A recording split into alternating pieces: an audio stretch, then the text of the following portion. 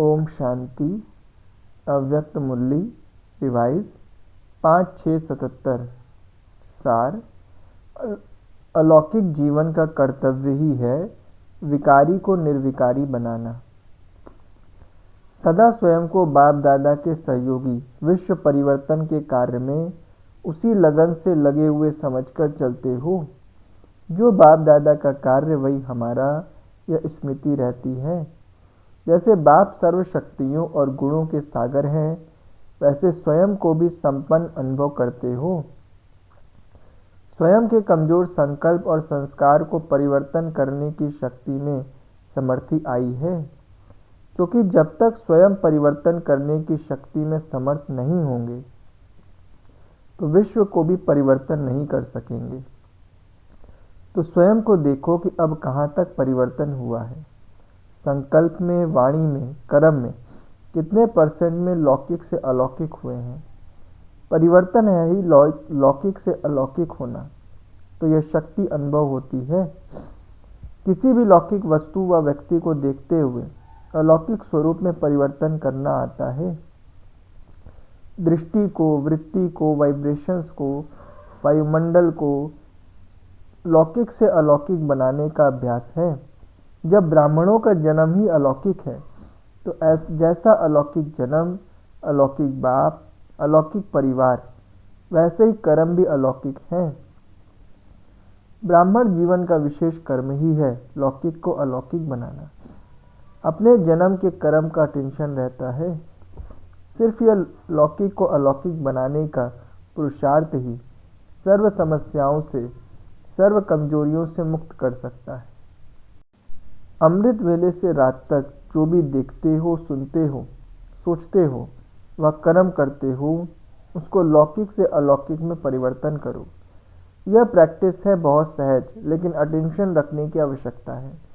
जैसे शरीर की क्रियाएं, खाना, पीना, चलना स्वतः ही सहज रीति करते रहते हो, तो शरीर की क्रियाओं के साथ साथ आत्मा का मार्ग, आत्मा का भोजन, आत्मा का पुरुषार्थ अर्थात चलना, आत्मा का सैर, आत्मा रूप का देखना व आत्मा रूप का सोचना क्या है, यह साथ साथ करते चलो तो लौकिक से अलौकिक जीवन सहज अनुभव करेंगे।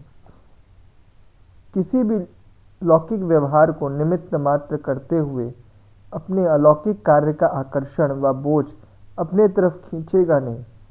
ऐसे अनुभव करेंगे जैसे लौकिक कार्य होते हुए अलौकिक कार्य के कारण डबल कमाई का अनुभव होगा। अलौकिक स्वरूप है ही ट्रस्टी। ट्रस्टी बनकर कार्य करने से क्या होगा, कैसे होगा, यह बोझ समाप्त हो जाता है। अलौकिक स्वरूप अर्थात कमल पुष्प समान, कैसा भी तमोगुणी वातावरण होगा, वाइब्रेशंस होंगे, लेकिन सदा कमल समान। लौकिक कीचड़ में रहते भी न्यारे अर्थात आकर्षण से परे और सदा बाप के प्यारे अनुभव करेंगे। किसी भी प्रकार के मायावी अर्थात विकारों के वशीभूत व्यक्ति के संपर्क से स्वयं वशीभूत नहीं होंगे, क्योंकि अपना अलौकिक कार्य सदा स्मृति में रहेगा कि वशीभूत आत्माओं को बंधन युक्त से बंधन मुक्त बनाना, विकारी से निर्विकारी बनाना, अर्थात लौकिक से अलौकिक बनाना, यही अलौकिक जीवन का हमारा कार्य अर्थात कर्तव्य है। वशीभूत आत्मा को छुड़ाने वाला स्वयं वशीभूत हो नहीं सकता। हम सब एक बाप की संतान रूहानी भाई हैं। यह अलौकिक दृष्टि की स्मृति रहने से देहधारी दृष्टि अर्थात लौकिक दृष्टि, जिसके आधार से विकारों की उत्पत्ति होती है, वह बीज ही समाप्त हो जाएगा। जब बीज समाप्त हो गया तो फिर अनेक प्रकार के विस्तार रूपी विकारों का वृक्ष स्वतः ही समाप्त हो जाता है। अभी तक भी बहुत बच्चों की कंप्लेंट है कि दृष्टि चंचल होती है व दृष्टि खराब होती है। क्यों होती है? जबकि बाप का फरमान है लौकिक देह अर्थात शरीर में अलौकिक आत्मा को देखो। फिर देह को देखते क्यों हो? अगर आदत कहते हो, आदत से मजबूर हो व अल्पकाल के किसी न किसी रस के वशीभूत हो जाते हो, तो इससे सिद्ध है कि आत्मा परमात्मा प्राप्ति के रस में अभी तक अनुभवी नहीं हो। परमात्म प्राप्ति का रस और देहधारी कर्मेंद्रियों द्वारा अल्पकाल का प्राप्त का रस, इसके महान अंतर को अनुभव नहीं किया है। जब अल्पकाल का कान का रस, मुख का रस, नैनों का रस व किसी भी कर्मेंद्रिय का रस आकर्षित करता है, उस समय इस महान अंतर के यंत्र को यूज करो। पहले भी सुनाया था, जबकि अब जान गए हो कि यह देह की आकर्षण, देह की दृष्टि, देह द्वारा प्राप्त हुए यह रस सांप समान सदा काल के लिए खत्म करने वाला है। यह सांप का विष है, न कि आकर्षण करने वाला रस है।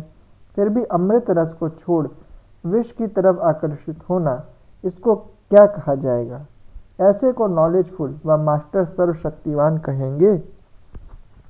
वशीभूत आत्मा सदा कमजोर और स्वयं से असंतुष्ट होगी। इसी कारण लौकिक को अलौकिक में परिवर्तन करो। पहला पाठ, आत्मिक स्मृति का पक्का करो। आत्मा इस शरीर द्वारा किसको देखेगी? आत्मा आत्मा को देखेगी, न कि शरीर को। आत्मा कर्मेंद्रियों द्वारा कर्म कर रही है, तो अन्य आत्माओं का भी कर्म देखते हुए यह स्मृति रहेगी कि यह भी आत्मा कर्म कर रही है। ऐसे अलौकिक दृष्टि, इसको देखो, आत्मा रूप में देखो। इस अभ्यास की कमी होने कारण दृष्टि चंचल होती है। स्वयं पहला पाठ पक्का ही नहीं किया और दूसरों को पाठ पढ़ाने लग गए। इस कारण स्वयं प्रति अटेंशन कम रहता, दूसरों के प्रति अटेंशन ज़्यादा रहता है। स्वयं को देखने का अभ्यास कम है और दूसरों को देखना तो अलौकिक के बजाय लौकिक रूप ही दिखाई दे देता है। अपनी कमजोरियों को कम देखते हो, दूसरों की कमजोरियों को ज़्यादा देखते हो। अलौकिक वृत्ति अर्थात हर एक के प्रति शुभ भावना, कल्याण की भावना से संपर्क में आना, इसको कहा जाता है अलौकिक जीवन की अलौकिक वृत्ति। लेकिन अलौकिक वृत्ति के बजाय लौकिक वृत्ति, अवगुण धारण करने की वृत्ति, ईर्ष्या और घृणा धारण करने की वृत्ति के कारण अलौकिक जीवन में अलौकिक परिवार द्वारा अलौकिक सहयोग की खुशी, अलौकिक स्नेह की प्राप्ति की शक्ति प्राप्त नहीं कर पाते। इस कारण लौकिक वृत्ति को भी अलौकिक वृत्ति में परिवर्तन करो। तो पुरुषार्थ में कमजोर रहने का कारण लौकिक को अलौकिक में परिवर्तन करना नहीं आता। लौकिक संबंध में भी अलौकिक संबंध, रूहानी भाई बहन का स्मृति में रखो। किसी भी संबंध की तरफ लौकिक संबंध की आकर्षण आकर्षित करती है, अर्थात मोह की दृष्टि जाती है, तो लौकिक संबंध के अंतर में बाप से सर्व अविनाशी संबंध की स्मृति की व बाप के सर्व संबंधों के अनुभव की नॉलेज कम होने के कारण लौकिक संबंध तरफ बुद्धि भटकती है। तो सर्व संबंधों के अनुभवी मूर्त बनो, तो लौकिक संबंध की तरफ आकर्षण नहीं होगी। उठते बैठते लौकिक और अलौकिक के अंतर को स्मृति में रखो, तो लौकिक से अलौकिक हो जाएंगे। फिर यह कंप्लेंट समाप्त हो जाएगी। बार बार एक ही कंप्लेंट करना क्या सिद्ध करता है? अलौकिक जीवन का अनुभव नहीं। तो अभी स्वयं को परिवर्तन करते हुए विश्व परिवर्तक बनो। समझा? छोटी सी बात समझ में नहीं आती। ठेका तो बहुत बड़ा लिया है, दुनिया को चैलेंज तो बहुत बड़ी की है। चैलेंज करते हो ना, सेकंड में मुक्ति जीवन मुक्ति देंगे। निमंत्रण में क्या लिखते हो? 1 सेकंड में बाप से वर्षा आकर प्राप्त करो व मुक्ति जीवन मुक्ति के अधिकारी बनो। तो दुनिया को चैलेंज करने वाले अपनी वृत्ति दृष्टि को चेंज नहीं कर सकते। स्वयं को भी चैलेंज दो कि परिवर्तन करके ही छोड़ेंगे, अर्थात विजयी बनकर ही दिखाएंगे।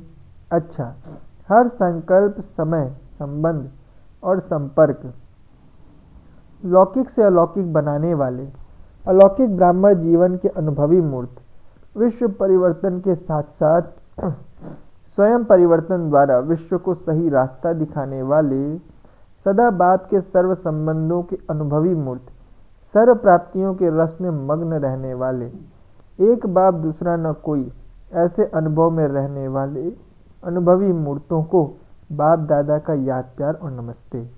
हम बच्चों की तरफ से भी बाबा को नमस्ते। पार्टियों के साथ ट्रस्टी का विशेष लक्षण क्या दिखाई देगा? तो ट्रस्टी होगा, उसका विशेष लक्षण सदैव स्वयं को हर बात में हल्का अनुभव करेगा, डबल लाइट अनुभव करेगा, शरीर के भान का भी बोझ ना हो, इसको कहा जाता है ट्रस्टी।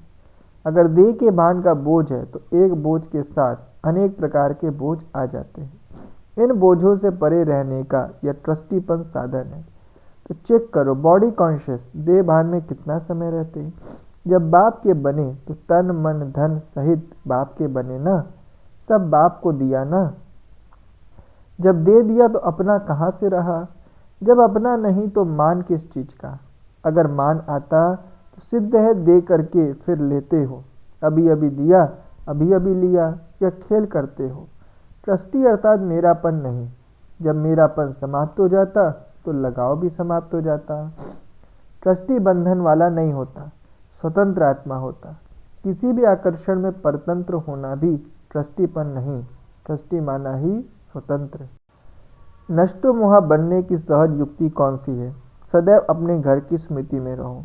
आत्मा के नाते आपका घर परम धाम है और ब्राह्मण जीवन के नाते साकार सृष्टि में यह मधुबन आपका घर है, क्योंकि ब्रह्मा बाप का घर मधुबन है। यह दोनों ही घर स्मृति में रहे तो नष्टो मोहा हो जाएंगी, क्योंकि जब अपना परिवार अपना घर कोई बना लेते तो उसमें मोह जाता।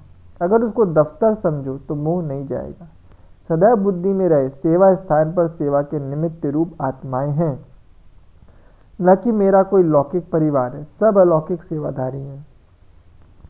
कोई सेवा करने के निमित्त है, कोई की सेवा करनी है। लौकिक संबंध भी सेवा के अर्थ मिला है। यह मेरा लड़का या लड़की है नहीं, सेवा के निमित्त यह संबंध मिला है। मैं पति हूँ, पिता हूँ, चाचा हूँ, यह संबंध समाप्त हो जाए तो ट्रस्टी हो जाएंगे। स्मृति विस्मृति का रूप तब लेती जब मेरापन है। अगर मेरापन खत्म हो जाए तो नष्टो मोहा हो जाएंगे। नष्टो मोहा अर्थात स्मृति स्वरूप। माताओं का सबसे बड़ा पेपर ही मोह का है। अगर माताएं नष्टो मोहा हो गई तो नंबर आगे ही जाएंगी। पांडवों को नंबर 1 बनने के लिए कौन सा पुरुषार्थ करना है? पांडव अगर एकरस स्थिति में एकाग्र बुद्धि हो जाए तो नंबर 1 हो जाएंगे। पांडवों की बुद्धि यहाँ वहाँ भागने में तेज होती है, तो पांडवों की बुद्धि एकाग्र हुई तो नंबर 1। वैसे भी पांडवों को घर में एक स्थान पर बैठने की आदत नहीं होती। स्थिर होकर नहीं बैठेंगे, चलेंगे उठेंगे, ये आदत होती है। बुद्धि को भी भागने की आदत पड़ जाती, उसका असर बुद्धि पर भी आ जाता है। ऐसे तो नहीं समझते चक्रवर्ती बनना है तो यही चक्र लगावे। यह व्यर्थ चक्र नहीं लगाओ, सुदर्शन चक्रधारी बनो, परदर्शन चक्रधारी नहीं। सभी अपने नए जीवन अर्थात ब्राह्मण जीवन के ऊंचे से ऊंचे नशे में रहते हो। सबसे ऊंच जीवन है ब्राह्मण जीवन। नया जन्म है ऊंचे से ऊंचा ब्राह्मण जन्म। इसको अलौकिक जन्म कहा जाता है। तो यह नशा रहता है। ऊंचे से ऊंची आत्माओं का संकल्प कर्म सब ऊंचा, साधारण नहीं। जैसे लौकिक में भी अगर कोई साहूकार भिखारी का कार्य करे तो क्या होगा? सब हंसेंगे ना। तो ऊंचे कार्य के बजाय साधारण करे तो सब क्या कहेंगे? तो ब्राह्मण का व्यर्थ कार्य व व्यर्थ संकल्प नहीं कर सकते।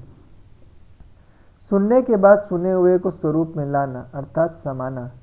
सुनाना तो परंपरा से चला आता, लेकिन संगम युग की विशेषता है स्वरूप में लाकर विश्व को दिखाना। सुनाने वाले भी बहुत, लेकिन स्वरूप में लाने वाले कोटों में कोई। तो आप स्वरूप में लाने वाले हो, न कि सुनाने वाले। देखना चाहिए जो सुना वह स्वरूप में कहाँ तक लाए। स्वरूप में लाने वाले को कौन सी मूर्त कहेंगे? साक्षात और साक्षात्कार मूर्त।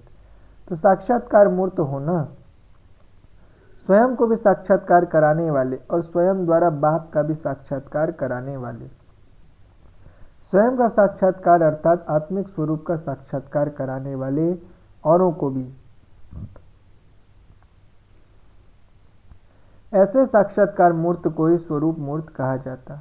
सभी ऐसे हो ना। अच्छा वरदान। ब्राह्मण जीवन में हर सेकंड सुखमय स्थिति का अनुभव करने वाले संपूर्ण पवित्र आत्मा भव। स्पष्टीकरण: पवित्रता को ही सुख शांति की जननी कहा जाता है। किसी भी प्रकार की अपवित्रता दुख अशांति का अनुभव कराती है। ब्राह्मण जीवन अर्थात हर सेकंड सुखमय स्थिति में रहने वाले। चाहे दुख का नज़ारा भी हो, लेकिन जहाँ पवित्रता की शक्ति है वहाँ दुख का अनुभव नहीं हो सकता। पवित्र आत्माएं मास्टर सुखकर्ता बन दुख को रूहानी सुख के वायुमंडल में परिवर्तन कर देती है। स्लोगन: साधनों का प्रयोग करते साधना को बढ़ाना ही बेहद की वैराग्य वृत्ति है। साधनों का प्रयोग करते साधना को बढ़ाना ही बेहद की वैराग्य वृत्ति है। अच्छा, ओम शांति।